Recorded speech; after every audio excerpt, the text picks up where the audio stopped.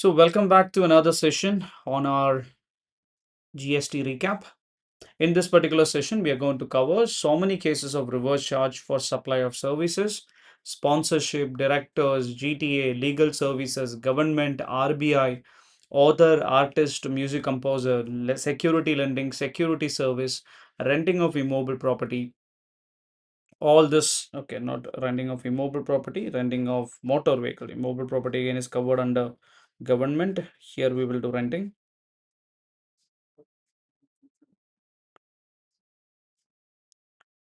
Here it's renting of motor vehicle. Then we will also understand core concepts like what's the connection between RCM and ITC? What's the connection between RCM and registration? How exemption is connected with RCM? Likewise, all these major points we can try to understand. Since I had a lot of requests from all of you saying that, sir, can you please include a couple of questions in your recap? I'm also going to include two segments of questions here. One is a full-length net GST computation. Another one is how to write a practical theory question on a reverse charge mechanism. Shall we get started and then recap the whole RCM cases today? Can I have a quick yes from everyone? Then we get started.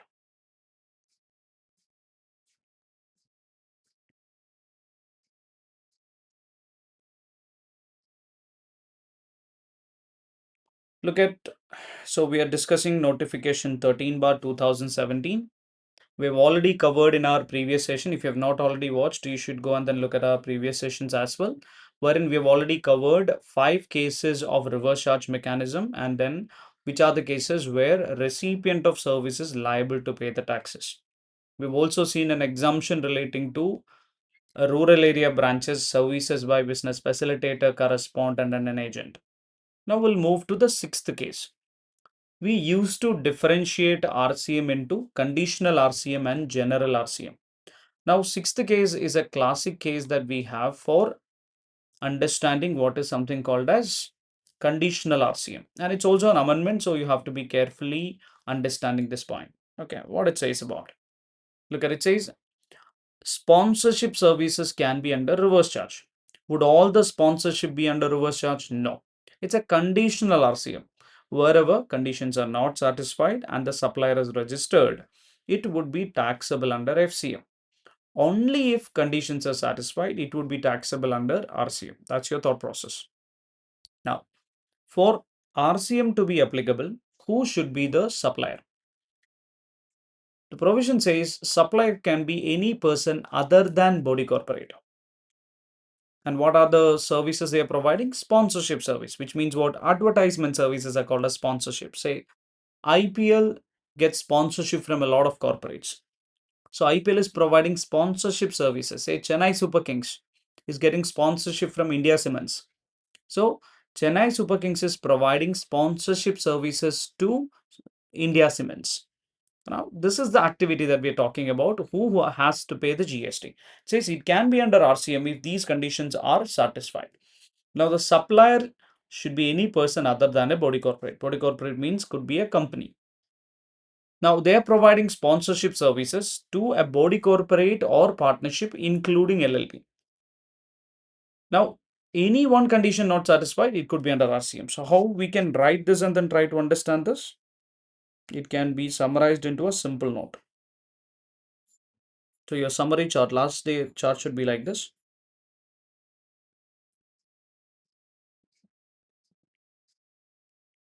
Sponsorship services, to check whether they are under FCM or RCM, we should ask this question: who is the supplier? So, we call this a supplier category. If supplier happen to be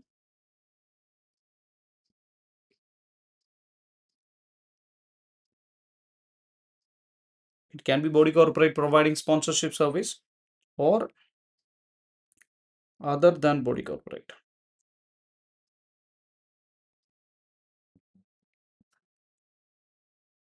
Say, for example, Chennai Super Kings is a company, it's a private limited company. They are providing sponsorship services.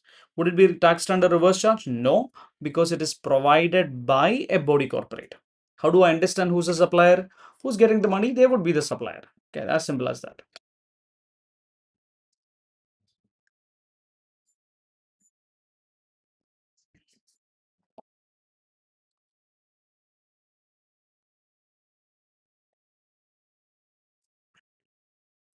Then, if the supplier happen to be body corporate, we know that it is taxable under, not under RCM, which means it will be taxable under FCM when supplier is registered. That's our assumption. If supplier is unregistered, it will not be taxable at all. If the supplier is other than body corporate, can I outrightly say it will be under RCM? No. I have to ask the question, who is the recipient? What is the recipient category?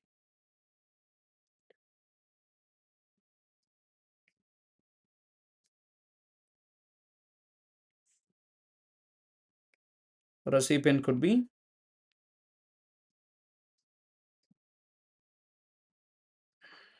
body corporate or partnership.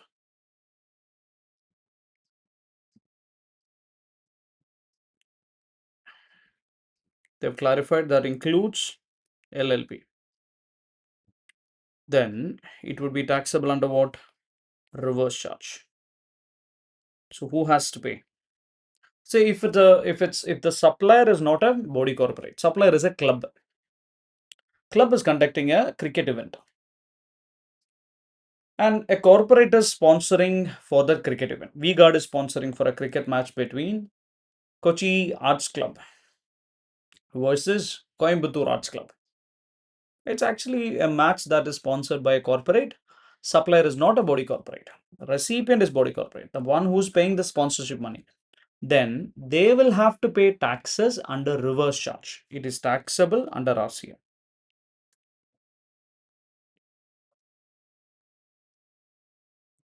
Now, if it is,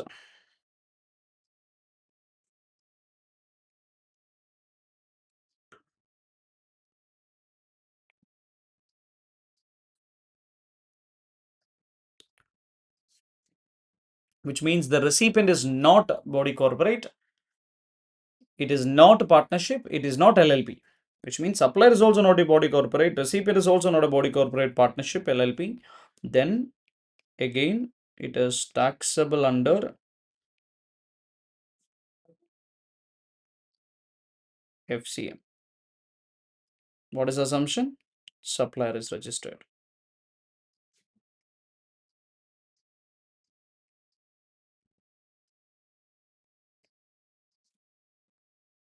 Is that clear, all of you? The understanding? Can I have a quick yes if this is clear?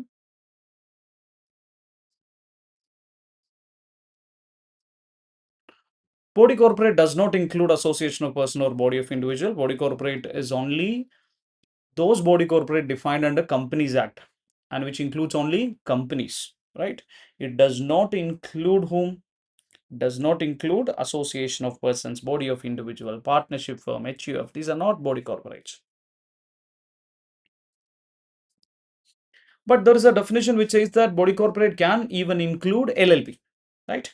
That's a little tricky understanding. Okay, so if you go and then generally understand this, there are general understanding which says that body corporate could even include LLP. But here they have specifically mentioned LLP, so that's understandable. Okay, let's move to the next case.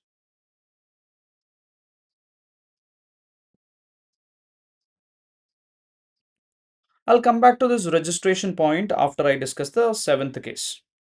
What is seventh case? Director of a company or a body corporate, including LLP. See, I have given a body corporate to include LLP here because I have said director of a company or a body corporate, which means they're trying to add something more. That's our interpretation, which also gives us a hint that, okay, maybe they want us to add LLP into the body corporate net here. They're providing any services except the services in his personal or private capacity to a body corporate or a company located in taxable territories taxed under a reverse charge mechanism. Again, here also it says what? It's a director who's providing services to whom? To a company. Now look at, there will be so many directors who are individuals. I don't want to collect GST from them. Instead, I'll collect the GST from the recipient who are body corporate under reverse charge. That's a thought process. But they're saying accept the services in his personal or private capacity. I'm talking about services in his personal or private capacity. Now, if at all the service happen to be in personal or private capacity, it cannot be coming under. So, which means it is not in the capacity of a director. Okay. It will not be covered under this entry. It will not be under RCM is the understanding. So, you can look at, I've already given there. You have to refer to page number 48 for the chart. Let's look at that.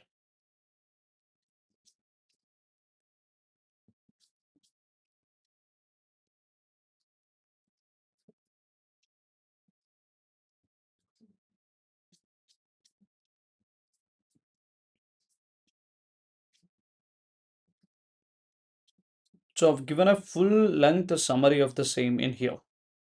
So, if you have our books, you will look at the charts like this. Summary chart on director services. I'm saying that the director can be broadly, for the examination sake, I'm telling you this is the understanding that you have to keep for you. The directors can be broadly classified into two category of directors. One is managing director, whole-time director, executive directors. The speciality of these directors is that these directors are full-time people. Managing director, whole-time director, executive director, these are full-time fellows. And you have independent directors, which are part-time directors. Now, these full-time directors can receive two type of payments under GST. Number one, you can actually receive salary. Another one, you can receive fees for attending the board meetings. Now, generally, both of these are considered slightly different in GST's perspective. Why? We have already having a provision under GST which says that any services provided by employee to employer under the employment contract, wherein they're receiving salary, fee, etc., are salary, wages, etc., are actually not considered to be a supply. So if you have employment contract and out of the employment contract you provided some service and you're receiving salary, it will not be treated as a supply. If it is not treated as a supply, that salary will not have a GST component. If there is no GST component, there is no question of charge. Why? Charge basically gives you an understanding who has to pay the taxes. To collect the taxes, first the tax should be there on the supply. No? If it's not even a supply, how can there be taxes itself? That's the clarification we have given here. If it's a managing director, whole-time director, executive director, if they're receiving salary, to further give a clarity on whether the payment is salary or not, they're saying that you go and look at income tax TDS. In income tax, if the TDS is deducted under section 192, it is understandable that the amount you are receiving is salary. Then it is not a supply, no GST is payable, no question of charge. However, company has paid you a sum and company has actually deducted income tax TDS under 194J. What is the meaning of that? Company has recognized the money that is paid to you as fee. Then, as per the GST provision, it will be treated as a supply. GST is also payable, and that GST needs to be paid by whom? By the company, not the directors. It will be under reverse charge mechanism. Question, second type of directors are independent director. What is special about independent directors? These people are not having a contract with, they do not have an employment contract with the company. So they will only receive something called as sitting fees, which is deducted as taxes under income tax TDS provision 194J. Would it be treated as a supply? The answer is yes. Is GST payable? The answer is yes. Would it be taxable under RCM? Yes. Because both of them are acting as what? As directors. However, one of the director had a machinery with him. He rented that machinery to the company and charged certain amount. Can I say this would be in the capacity of a director? No. It's an altogether different transaction. Will it be covered under this particular entry? The answer is no again. You guys understanding? Now I'll look at a practical theory question just to give you an understanding of how question can be asked. I'll look at a practical theory question and give you a structure.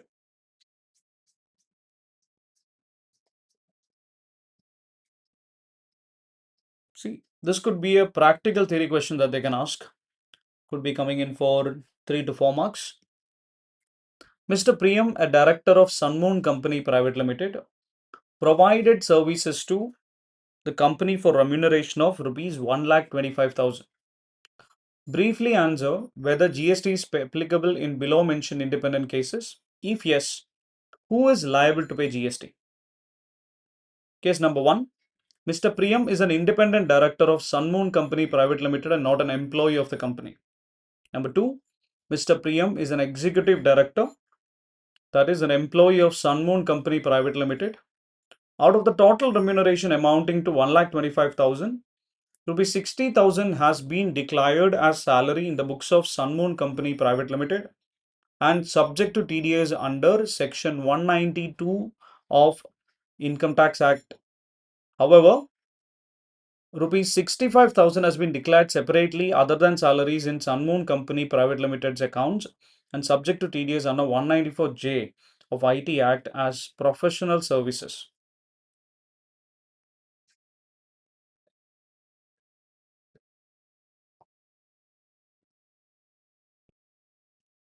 So how do I understand the taxability of this? Look at, if it's an independent director, we know that it will be fully taxable. Who will pay the taxes? It is the company, Sunmoon Company Private Limited, who will pay the taxes on the same. However, if he is an executive director, an employee, and he receives both salary and fees, salary is not a supply. So 60,000 is not a supply. No GST is applicable. However, 65,000 is actually a fee. 192, 194J is what is the income tax TDS provision. So would that be taxable? Yes. Who will have to pay the taxes on the same? It needs to be paid by Sunmoon Company Private Limited under RCM. Is that clear, all of you?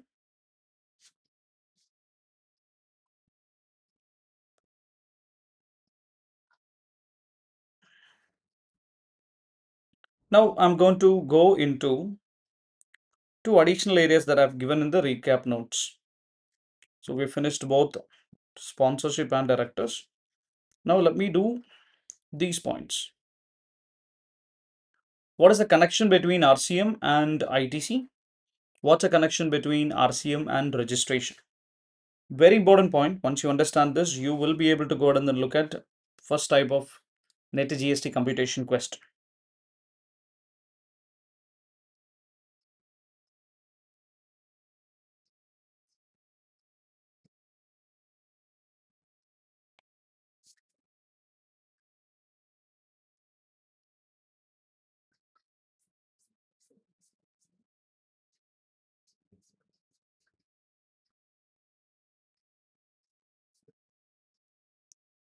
These are the 2 points that I wanted to explain to you relating to the connection between ITC and RCM. It's a very important point. If you understand this, you will feel way more confident in your examination, right?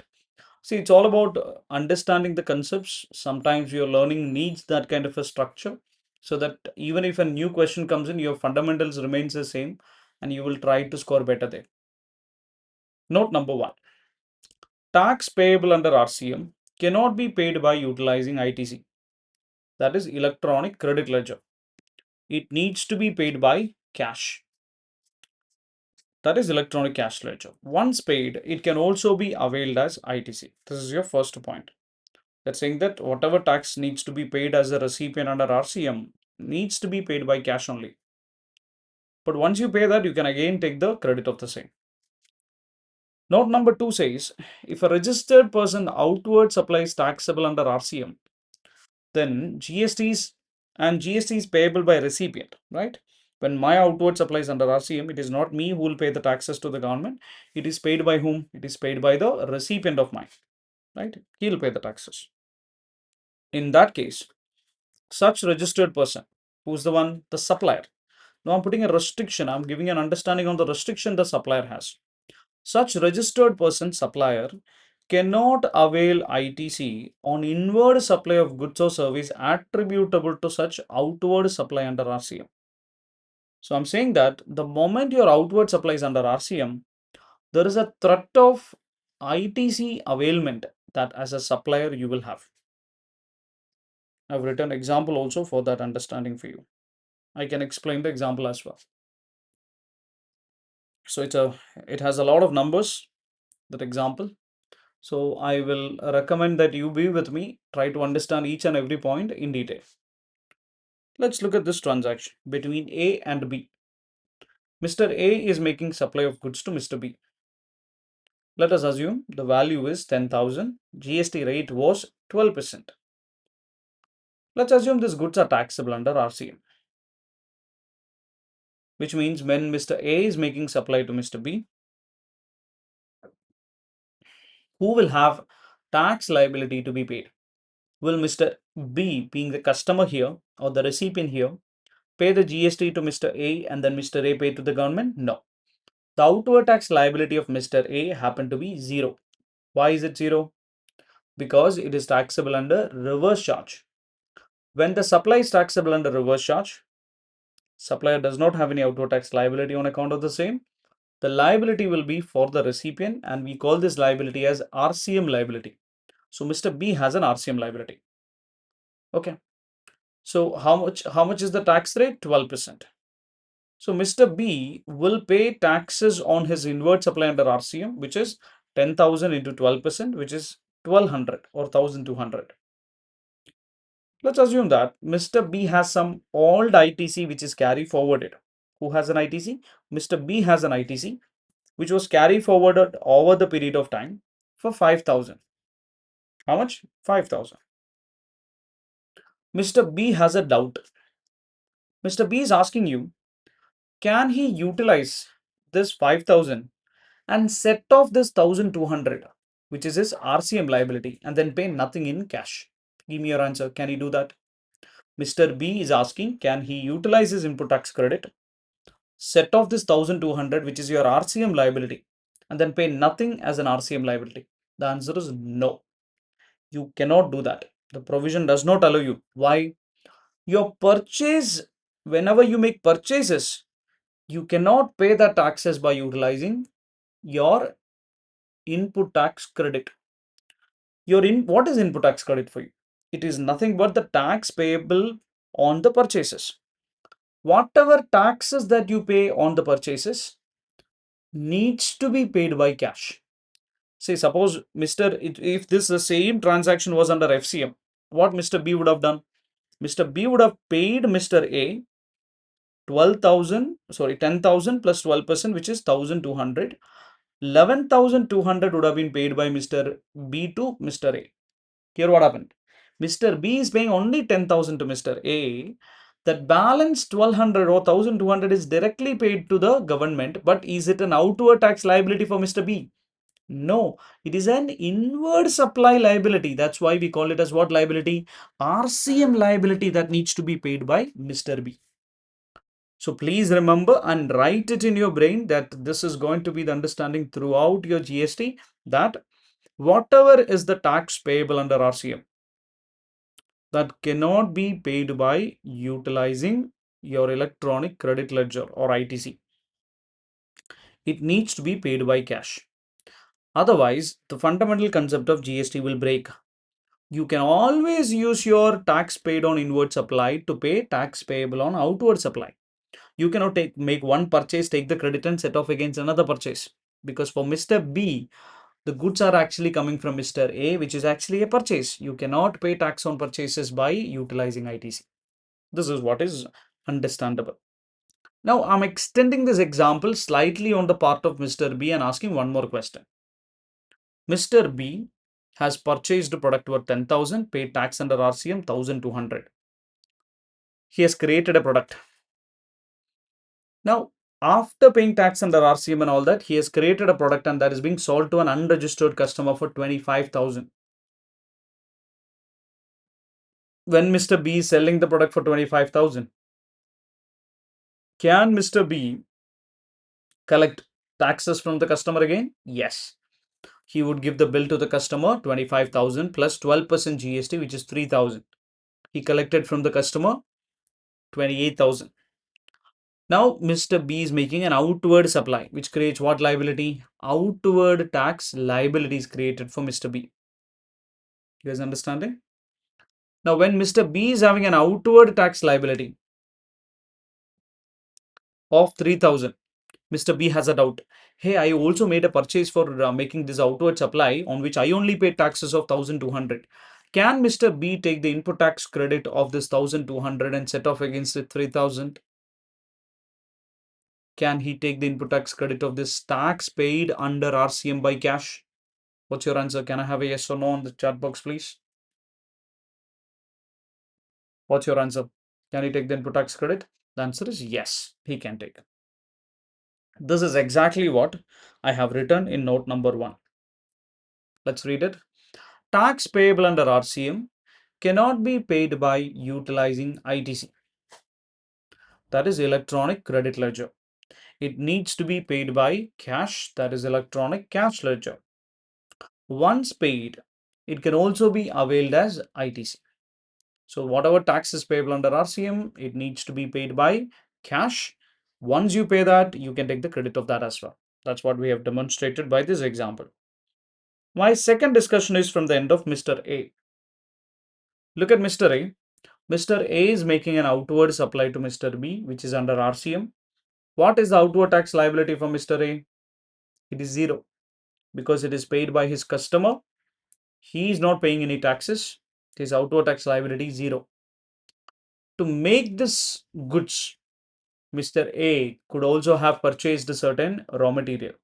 He purchased it from another registered supplier.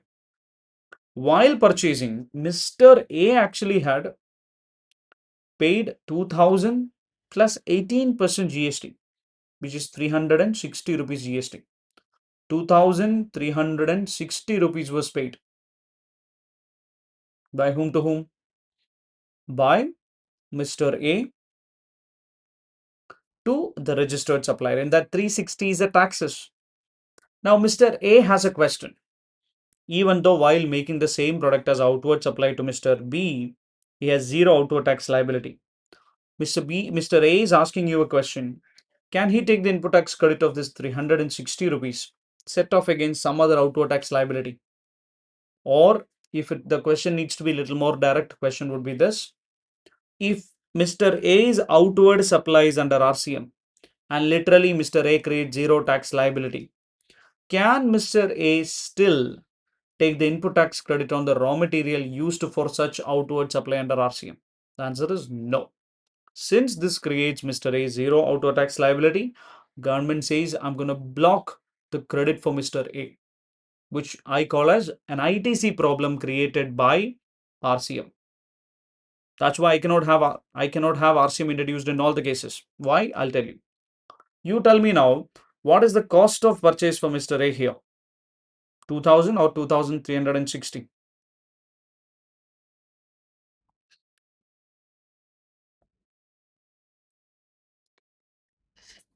It is 2,360 because he is not able to take the credit. So 360 rupees will become part of his cost. Are you guys understanding? So whenever the supplier is under RCM for his outward supply, he is having a disadvantage. He will not be able to take any ITC on the inward supply. Right? So no ITC on the same. So that 360 will become part of his cost. So cost increases.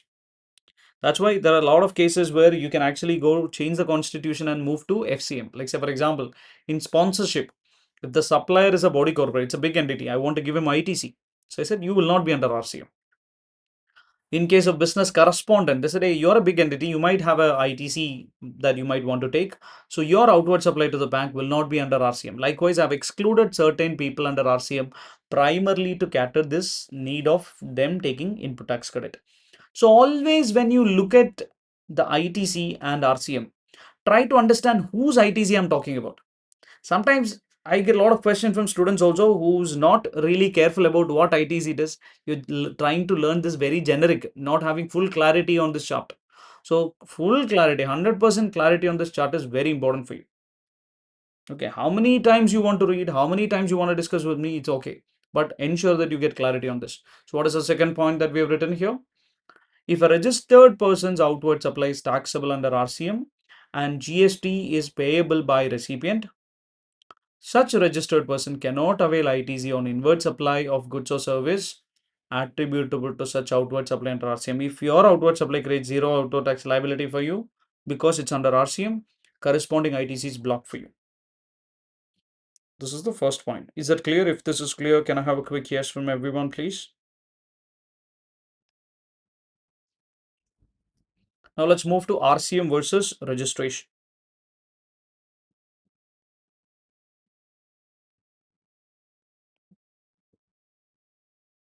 This is there in the notes that I've already given you in your chart book. That note is available.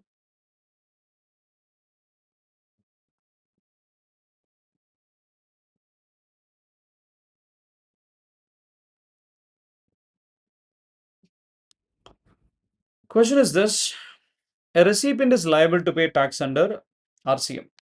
Now, this recipient claims that he will not pay this tax under reverse charge. Why? Because if he is not having the turnover exceeding this 20 lakh, 40 lakh limit for registration.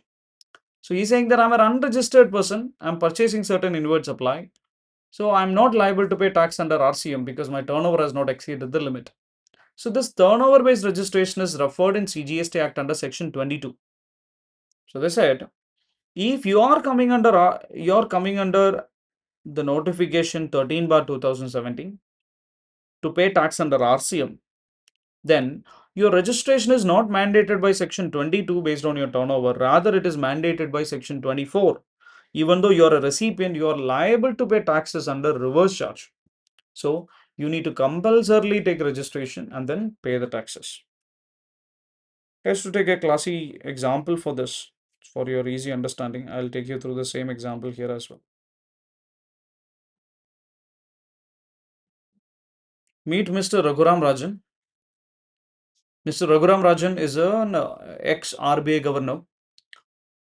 This Raghuram Rajan is appointed as an independent director in one of my companies. It's called Bootcamp Private Limited, for example. Bootcamp Private Limited makes zero revenue, but is being researching upon education technology. So Bootcamp Private Limited is a startup which has no turnover, so they are not registered under GST. They appointed Mr. Raghuram Rajan as an independent director, not a full-time director, no employment contract, is an independent director. Because he's an independent director, Bootcamp Private Limited is paying Raghuram Rajan something called as a sitting fees, which is about 10 lakh rupees. Who's the supplier, who's the recipient? Raghuram Rajan is a supplier and Bootcamp Private Limited is the recipient. Now, Bootcamp Private Limited is asking you a question. Since their turnover is zero, they are not having already a GST number. But we have already learned in 13 bar 2017 notification that director providing services to its own company where he is a director, the sitting fees will be taxable under RCM and the end of the company. Now, can Bootcamp Private Limited claim that since their turnover is not exceeding the limit, they will not be liable to pay tax under RCM? The answer is no. Why? Bootcamp Private Limited, the moment they are liable to pay tax under RCM, they were required to obtain registration under section 24. It is not under section 22. So what Bootcamp Private Limited will have to do? They'll have to compulsorily go and register. For what reason? Not because their turnover exceeded, because they are liable to pay tax under RCM for the inward supply that they are receiving from Raghuram Rajan. You guys understanding this point?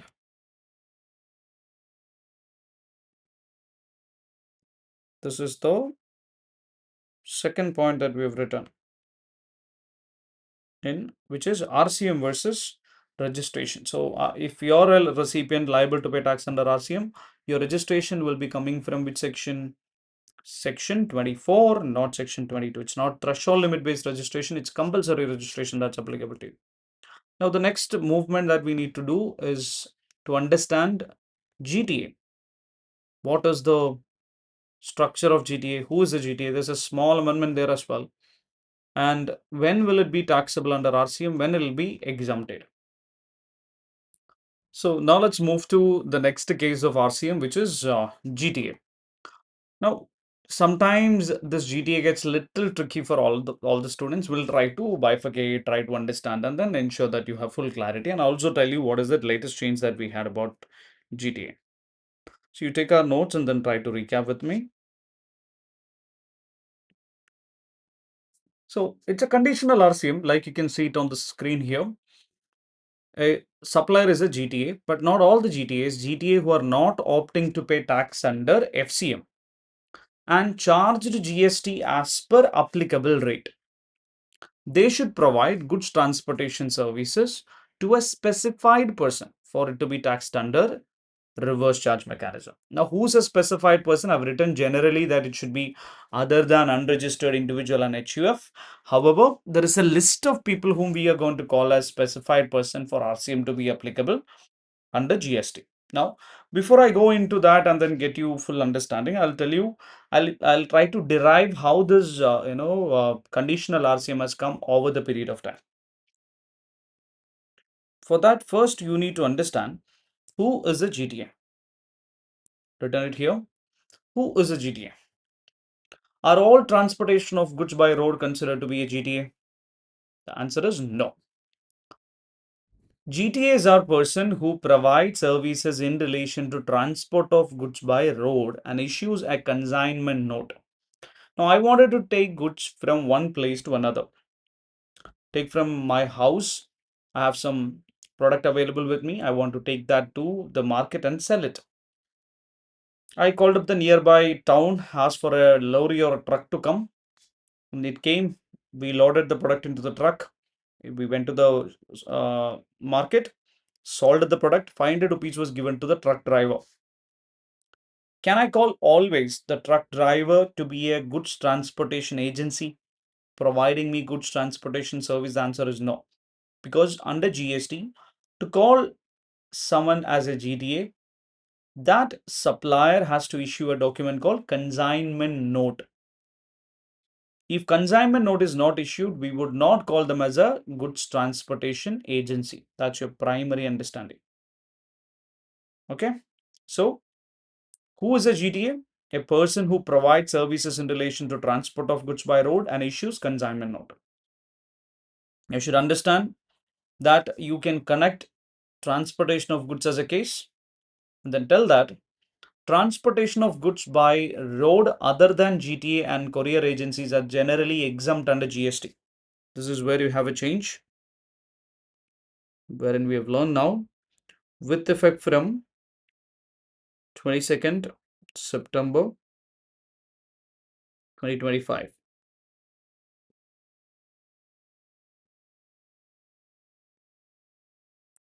Transportation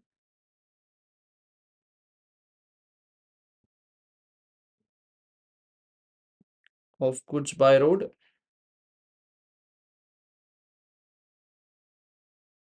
by or through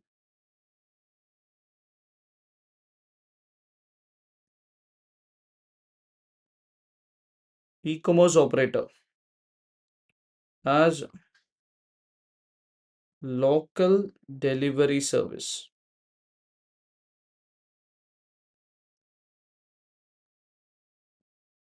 is taxable.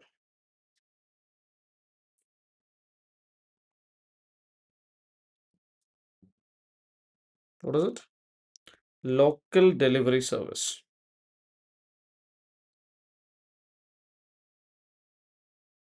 That's taxable. Transportation of goods by road by or through e-commerce operator has local delivery service is taxable. Whom are they trying to catch here?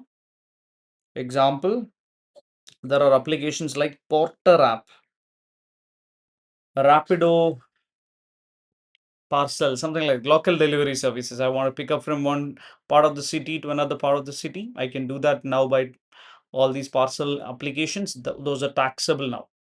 So earlier only GTA was taxable. Now we can say GTA by road, GTA is taxable, courier agency is taxable, and local delivery services by e-commerce operator is also taxable.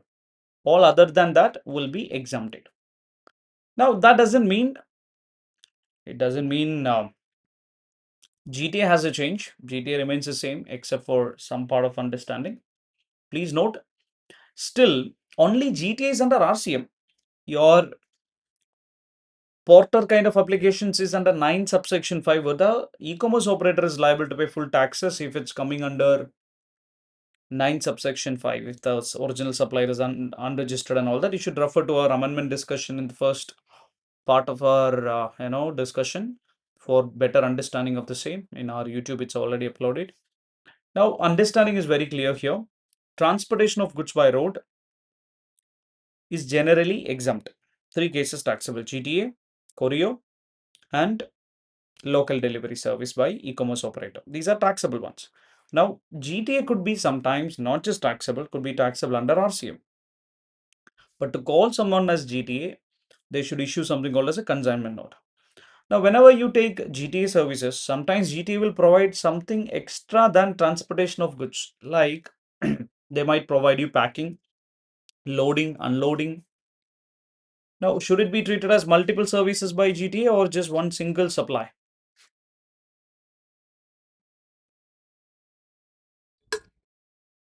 Should treat it as a single supply.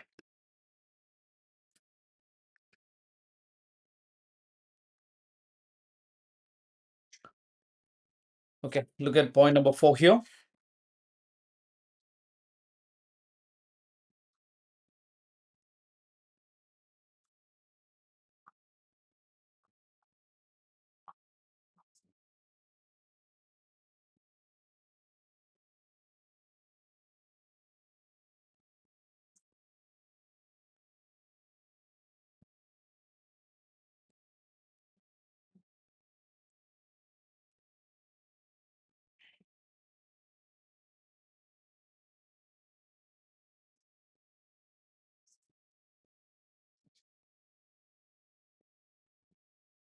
Point number 4, which says what?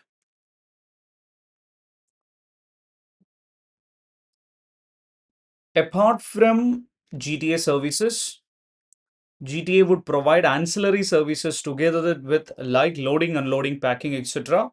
If such services are included in the invoice issued by GTA, it will form part of GTA services as a composite supply. It's just one single composite supply, wherein the principal supply would be GTA service and the entire, like say for example, I have told a company which is going to give me a consignment note. What is it they're doing? They're packing, loading, unloading, and everything they're providing, including transportation. They're charging me 10,000. I will not treat it as separate supply. Entire supply would be GTA services. If the conditions are satisfied, it would be under RCM. When will it be under RCM? If the recipient is a specified person. In GST, to understand whether the recipient is a specified person, we have a bunch of condition to be satisfied.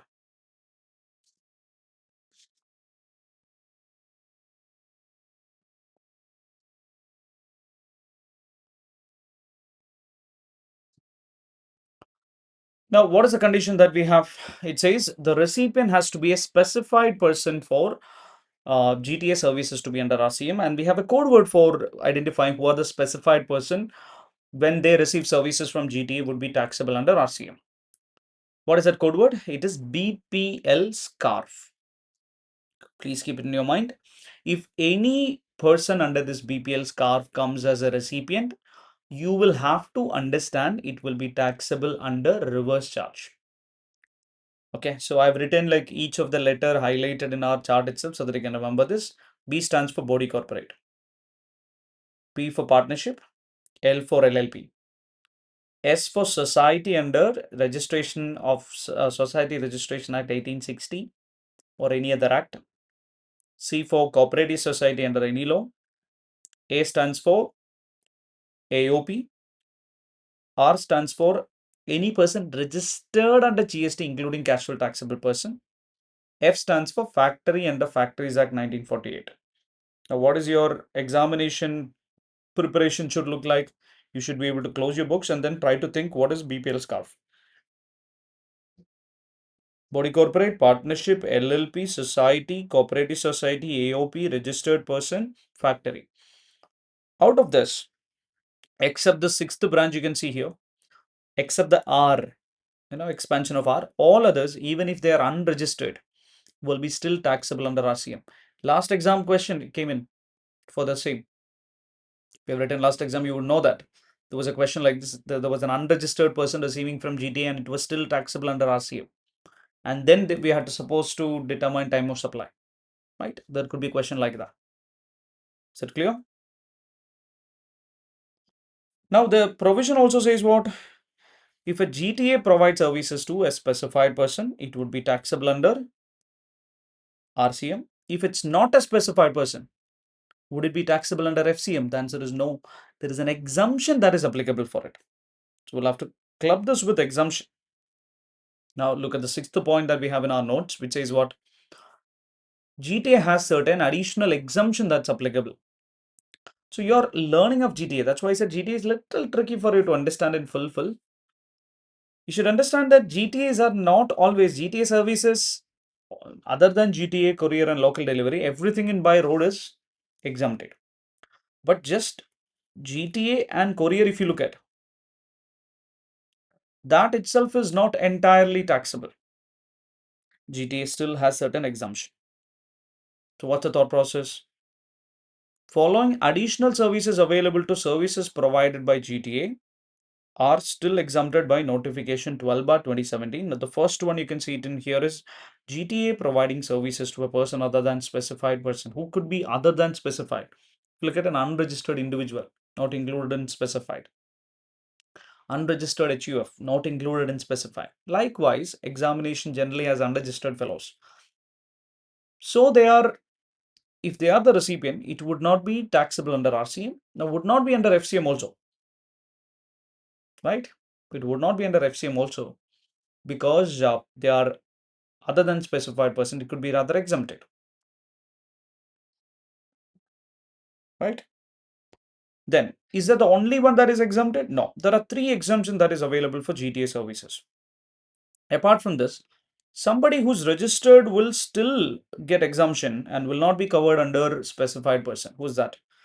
Somebody who's registered, but registered only for what? Only for TDS payment. So in GST registration, when you drop down and select a person, you can select the category of registration that you're taking. Like you have taxable person registration. This is the normal registration you have. Now, there will be a registration category called as tax deductor. If somebody is registered only as a tax deductor, they'll get a GST number. But they do not have a normal registration to pay taxes. They just only do what? By taking this registration, people can only use this to deposit TDS under section 51. So if the recipient is a government, for example, government is liable to do TDS in a lot of cases in GST. They might have a GST registration, but they are not covered under 6th point. Why? They are only registered for TDS means they will still be getting exemption if they receive services from a GTA. So we can say GTA providing services to a corporation, but Chennai Corporation, for example, Madras Corporation. Madras Corporation has only TDS registration. Would they be considered to be a specified person? And can I ask Madras Corporation to pay tax under RCM? The answer is no. It would be rather exempt. That's your second exemption. What is this? GTA services provided to, that's the condition that they're putting. It is provided to whom? Department or establishment of central government, state government, local authority, governmental agencies who are registered only for paying TDS under section 51 and not making any taxable supply. Next. Earlier, there used to be an exemption for small consignment, small consignee, which are now removed and it is taxable.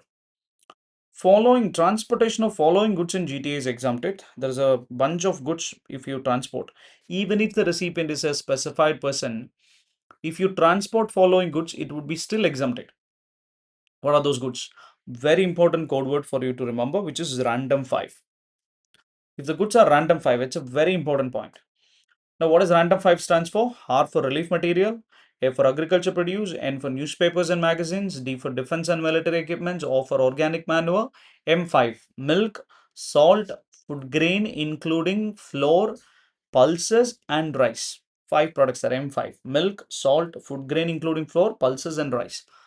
these segment of product, random 5, if you transport these product also, GST would be exempted for GTA services, right? I'm not talking about the GST on these product. I'm talking about GST on the transportation charges. So how do I make a decision here? When would GTA services be taxable? When would it be exempted? That's your first question. Why? Again, I'm telling you, the connection that you have between RCM and exemption are very important. What is that connection?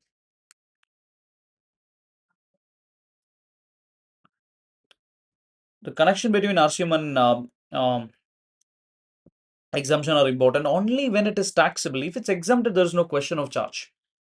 Only when it is taxable, I should think who should pay. Supplier should I collect, or should I collect from recipient? If it's exempted, there's no question of collecting from whom, right? So first question is taxability.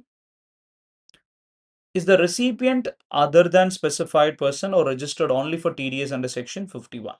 This is your first question. If the recipient is other than specified person or only registered for TDS 51, the answer is yes, GST is exempted. Now the recipient is a specified person. Still, I can still be having exemption. What is it? Are they transporting goods specified under exemption like random 5? Recipient happen to be TDS, no, Tata Consultancy Service. It's a body corporate. But they're transporting relief material for Kerala floods. Transportation charges will not have any GST because it's a relief material they're transporting. It's covered under random 5. Suppose it is not exempted. It is neither the recipient is not specified person or registered only for TDS. They are a specified person only, and they are not transporting random 5. Then it will become taxable. Then I should ask the next question: will it be taxable under FCM or RCM? Now, RCM has condition on both sides. If you go back to the point 8 in our notes, it has to have condition on both sides. What are they?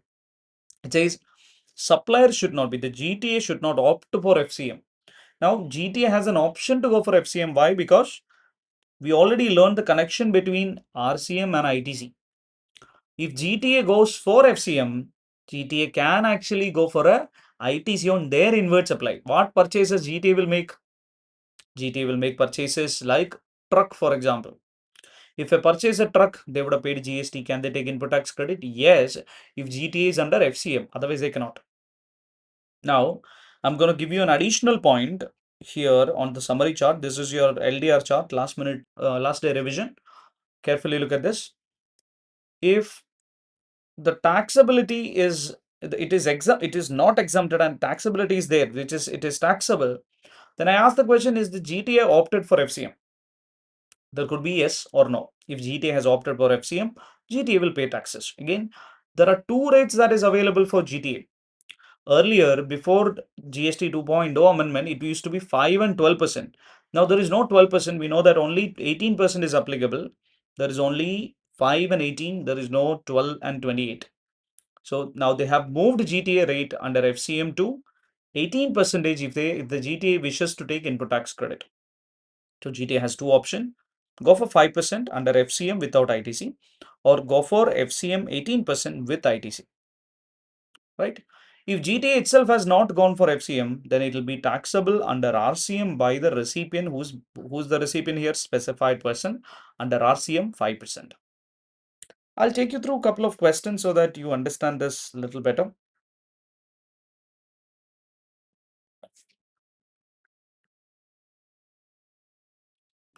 Reliance Retail Limited, carefully, this is our classroom example so that I can give you a little more clarity. I'm just taking everything through. Reliance Retail Limited is sending certain goods to Radha. Reliance Retail is located in Bangalore, Radha is in Kochi. Reliance Retail Limited has used the service of Agarwal GTA to do the transportation. So Agarwal GTA is the supplier here. Agarwal GTA is going to provide goods transportation service. Who is going to be the recipient? Now in GST, it is not very easy to fix the recipient.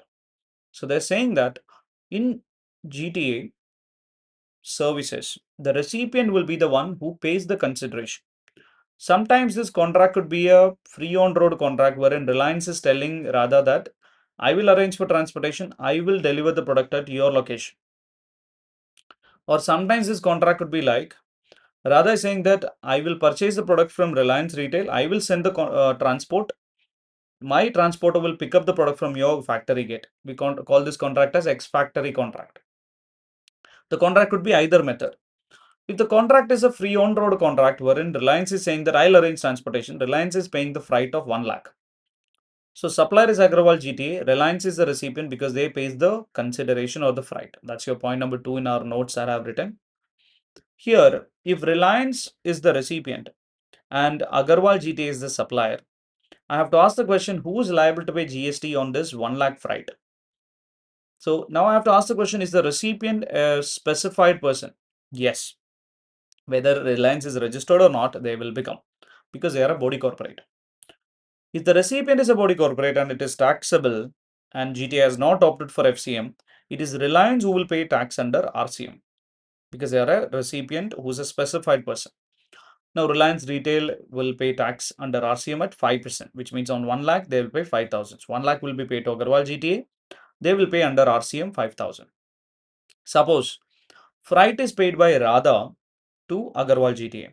Now, Radha is an unregistered individual, which is not coming under the category of notified person for RCM. So I can say they are not a specified person for RCM. Therefore, when Radha is paying the freight of 1 lakh, GST would be rather exempted by notification 12 bar 2017. I hope this is clear to you.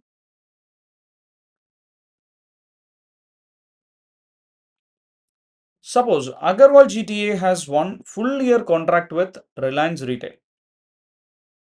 Okay, look at the example here. Now this time Reliance Retail is paying Agarwal GTA 1 crore freight, full year contract. Agarwal GTA is the supplier, Reliance Retail is the recipient. Reliance Retail will still consider to be a specified person. They will pay tax under RCM. Reliance Retail would pay 5% on 1 crore, which is 5 lakh under RCM by cash. Question. If at all this is under RCM, is there any negative impact for Agarwal GTA because it's under RCM? Yes. What is it? Suppose Agarwal GTA decided to purchase a truck from Bharat Benz. It costed 30 lakh plus 8 lakh of GST. When Agarwal GTA is providing services to Reliance Retail, since it's under RCM, what is the auto tax liability for Agarwal GTA? It is zero because full liability is an RCM liability for Reliance Retail Limited. Therefore, there is no auto tax liability to set off. So the government says that if you're, this is the ITC comparison second note that we have just learned, which is if Agarwal GTA's outwards applies under RCM, corresponding ITC is not allowed for Agarwal GTA, which means Agarwal GTA will not be able to take input tax credit on this 8 lakh. Agarwal GTA will have a cost for purchase of this truck, which is 38 lakh. Now, Agarwal GTA has an option to go for FCM at 18% and then avail the credit. So, what is that they have to do? Agarwal GTA might have to opt for what?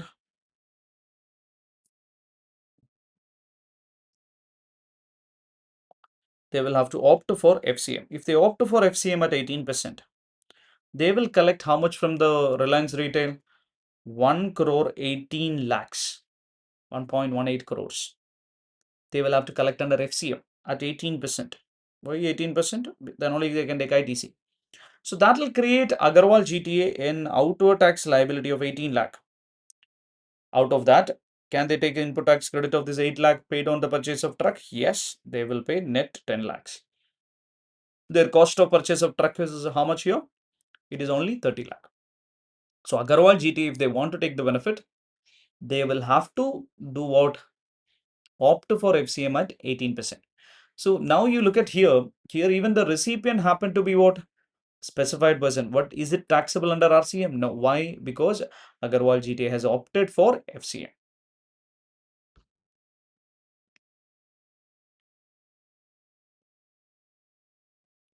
Look at the case here. A GTA who has not opted for FCM has provided services to Kochi Municipal Corporation. Kochi Municipal Corporation has a tax deductor registration. So if you carefully, literally read the provision, you would understand that Kochi Municipal Corporation would be considered to be a what person? Kochi Municipal Corporation is considered to be a registered person, but they are registered only for TDS. Would I call Kochi Municipal Corporation a specified person and ask them to pay tax under RCM? No, because GTA providing services to a person who's only registered for TDS, it would be still exempt. Is this understanding clear, all of you? Can I have a quick yes if this is clear?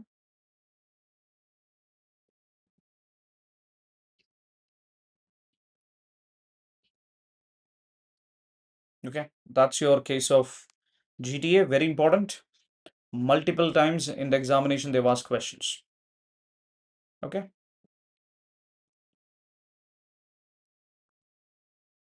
Now let's move to the next RCM cases, which is on advocates. I'm trying to discuss advocates as an industry.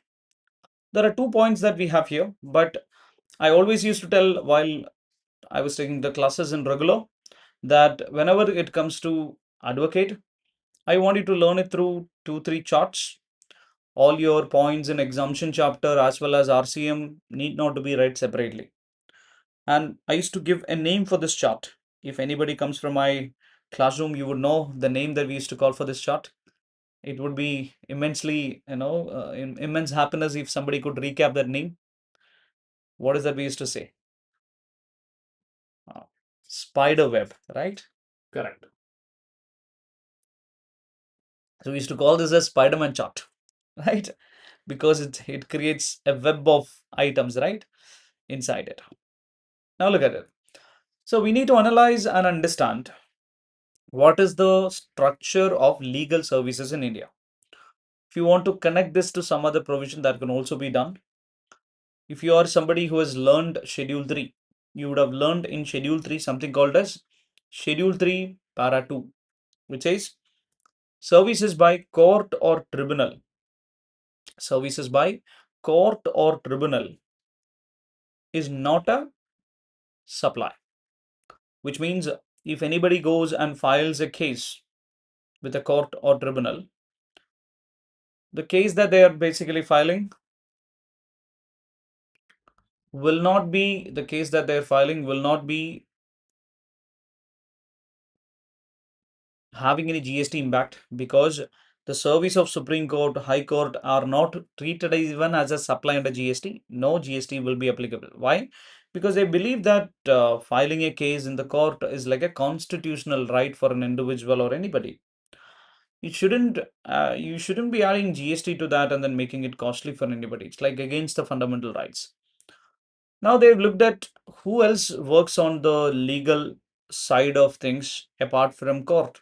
They said advocates. So then they decided we will either give exemption or we'll make it under RCM.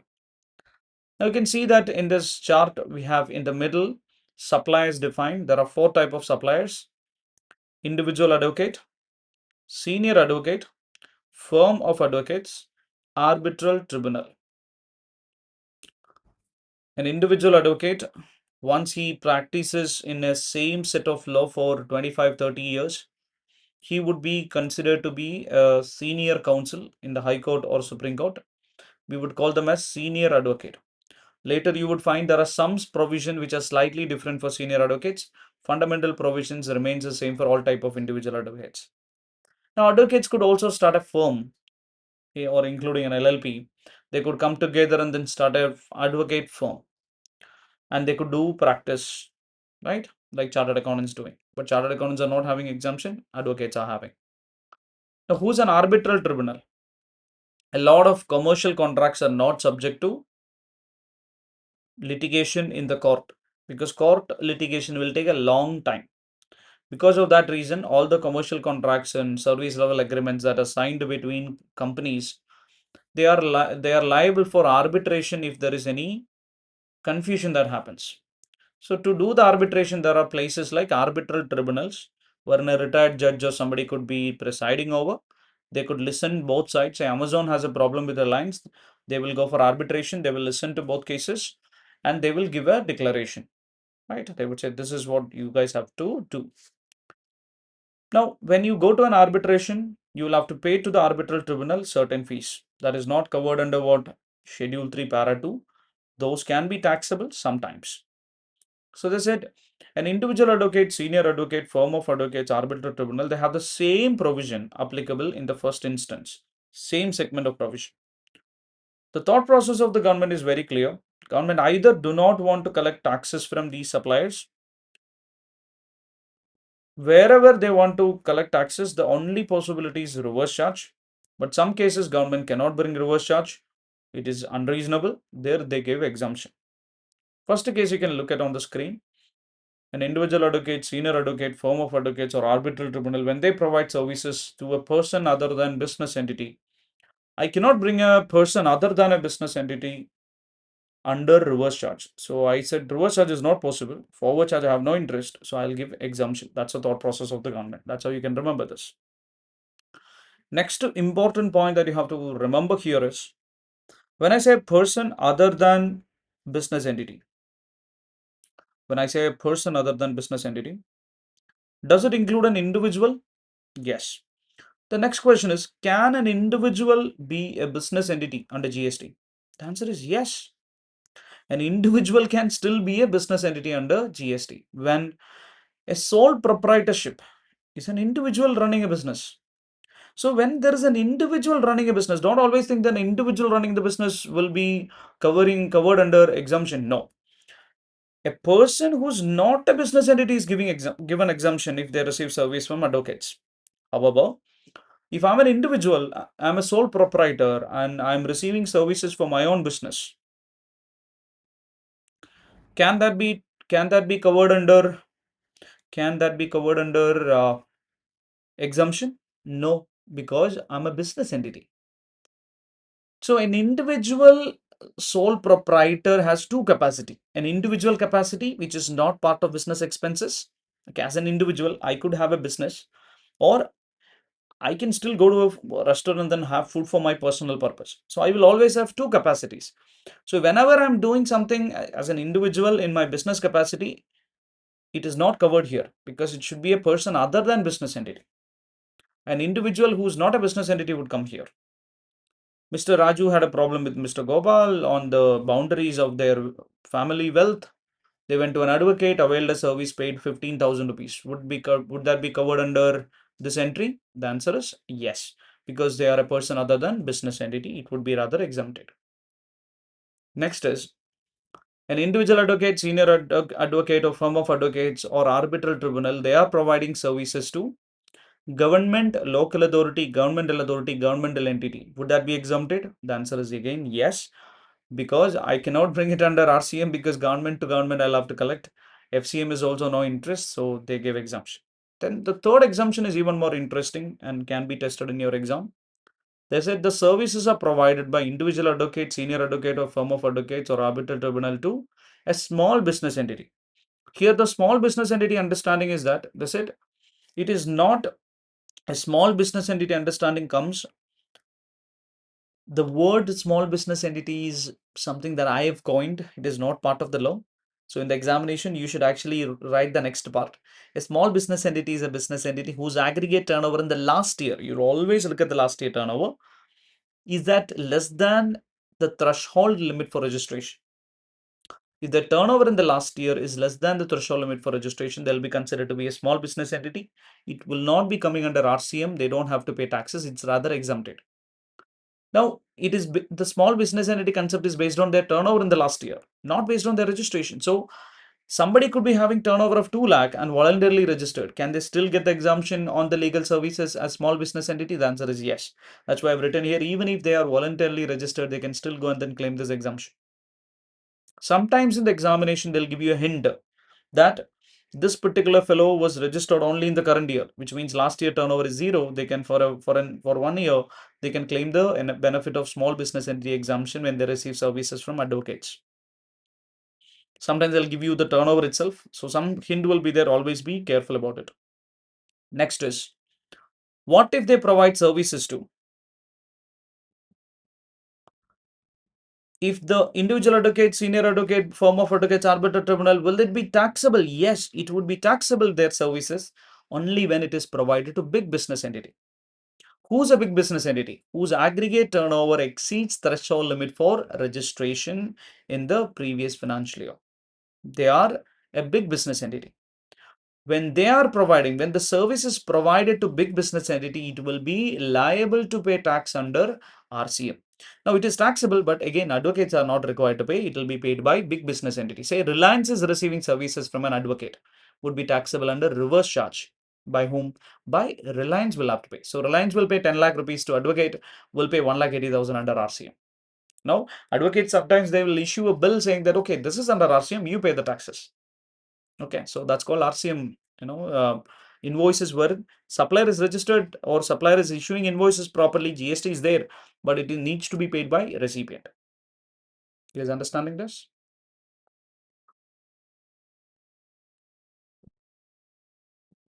Is that clear, all of you? Okay, this is your first chart. Yeah. Okay, so there's a question from Bhaskar. If the registered person takes legal services for personal life, is it liable to RCM? The answer is no. Because if a registered person, I'm assuming he's an individual, if he's taking some legal services for his personal purpose, he's not treating it as a business expenditure. It is not taken as a business entity. So it is a person other than a business entity taking the services would be still exempted. However, this person is treating it as if the person is treating it as a business expense, it will be taxable under RCM if they are a big business entity. Small business entity can still claim exemption. Second chart. Look at the second chart. Now, this time the supplier and recipient are advocates. Supplier happened to be an individual advocate other than senior advocate or firm of advocates. They are providing services to legal services to another individual advocate or firm of advocates. It is still considered to be exempt. Why? Because the supplier category is advocates. Government has no intention to collect. Recipient is also advocates. So, an advocate who is specialized in civil cases, they had some criminal case that they were handling for a client. They had some confusion. They went to another advocate and then took some activity or took some advices. So one advocate is billing to another advocate. I don't want to collect it from supplier. I don't want to collect it from recipient because both of them are advocates. So individual advocate or firm of advocates providing services, legal services to another individual advocate or firm of advocate is also exempted. Now, what is legal services? I've written here what is legal services. Consulting or assistance in any branch of law, including representation. Now, who does the representation as a service mostly in advocates? A senior advocate. A senior counsel is somebody like Kapil Sibal, who is there in Supreme Court. They'll represent all these big cases. Very famous advocates, charges 2 lakh, 3 lakh, 4 lakh per sitting. A senior counsel, a senior advocate is providing legal services to an individual advocate or firm of advocates. Will that be covered under the chart number 2? No. They said individual advocates to advocate exemption is not applicable to a senior advocate to another advocate or firm of advocates. So when a senior advocate is providing services to another advocate, it could be a representation for a client of the other advocate, right? Senior advocate has been approached by junior advocate to represent for one of his clients. So they said senior advocates make massive amount of money. I wanted to make it taxable for them. So they said senior advocate providing legal services like representation would be taxable under GST if they give the bill to whom? To an individual advocate or firm of advocates. They will not get the small business entity exemption also. So what is that senior advocates will generally do? They'll try to bill directly to the client only because then they will be taxable under RCM. But a senior advocate is giving bill to another junior advocate, it will be taxable under FCM, right? But if you look at the chart number 1, you can see here senior advocate is included. Senior advocate is giving bill to a big business entities under RCM. But senior advocate giving who to what kind of a invoice? To an invoice to another advocate or firm of advocates is taxable under FCM. Be very careful about this point. You guys understanding this? So these 3 charts, if you have full clarity, then you're good to go with the understanding of legal services. Occasionally, they ask this question in your examination. Let me look at a couple of more questions for you. because government cases are quite big case to look at.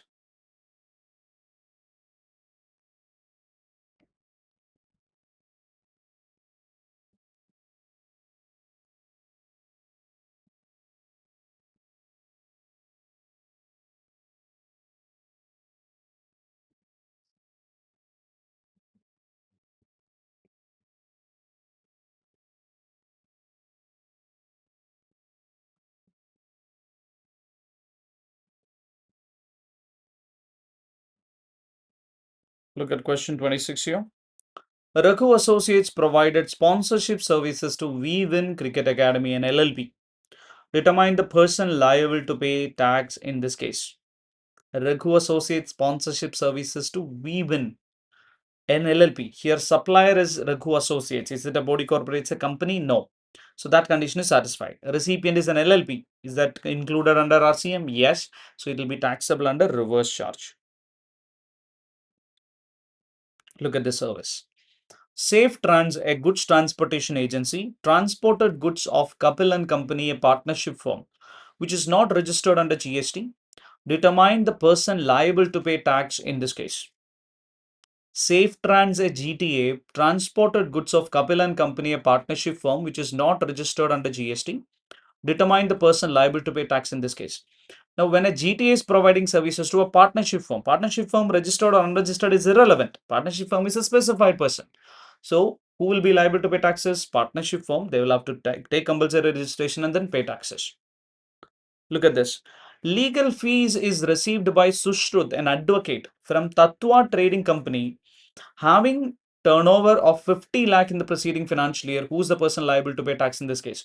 Now, the Spider-Man chart, legal services provided by Sushrut, an advocate, an individual advocate. To what business entity? Small or big? It's a big business entity. Turnover is 50 lakh. Would be taxable under what? RCM. Right? Anyone whose turnover is exceeding the threshold limit is a big business entity. So last year turnover is 50 lakh is a big business entity. 40 lakhs is the maximum threshold limit. So it would be taxable under RCM. So this is how you will answer that practical theory question. Whenever you write answers, always try to quote the notification number if you can. It will add definitely value. If it's CGST and if it's RCM, it is the notification 13 that you quote. If it is IGST and if it is RCM, you quote notification 10 bar 2017 in IGST, 13 or 10 in services, RCM under CGST or IGST, right? Now we have furthermore RCM and exemption to be connected and then discussed. And then we still have that question which we will discuss in the next session.